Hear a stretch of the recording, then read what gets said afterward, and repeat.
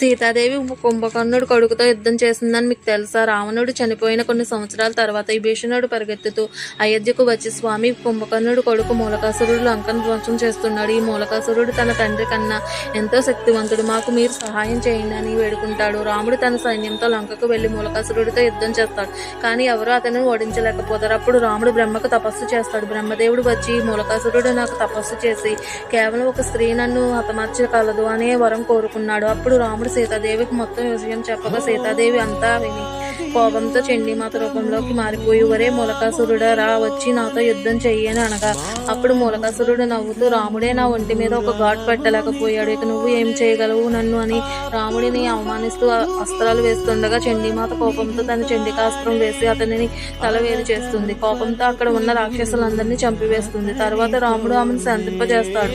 తరువాత చండీమాత మళ్ళీ సీతాదేవి రూపంలోకి వస్తుంది.